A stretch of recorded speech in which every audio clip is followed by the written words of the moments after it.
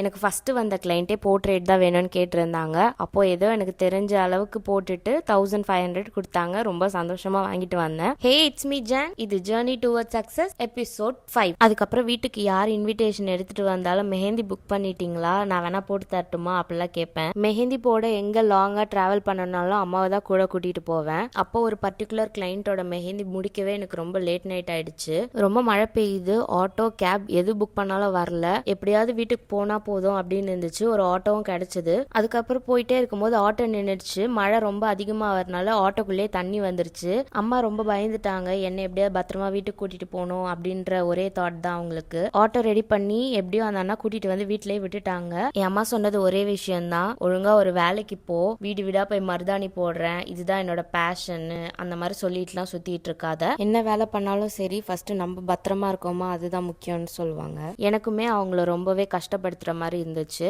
So இதெல்லாம் வேண்டாம், நம்ம வந்து ஒரு ஒர்க் தேடலாம் சொல்லிட்டு ஒர்க் தேடி ஒரு ஃபியூ வீக்ஸ்லேயே எனக்கு வந்து ஒரு நல்ல வேலை கிடைச்சிது. நைட் ஷிஃப்ட் சுத்தமாக எனக்கு செட்டே ஆகலை. அண்ட் பிசிஓடி இருக்கு எனக்கு ஆல்ரெடி. அதனாலே எனக்கு எல்லாத்துக்கு மேலேயும் கோவமாக வரும், இரிட்டேட்டடாக ஃபீல் பண்ணுவேன். டாக்டர் கிட்ட போகும்போது அவங்க வந்து நல்லா ரெஸ்ட் எடுமா, ஸ்ட்ரெஸ் ஃப்ரீயாக இருமா அப்படின்றாங்க. கண்டினியூஸாக 2 ஆஃபீஸ் மாறுறேன், ஆனாலுமே எனக்கு அந்த ப்ராப்ளம் சரியாகலை. அதுக்கப்புறம் என்ன வேலையை விட்டாச்சு.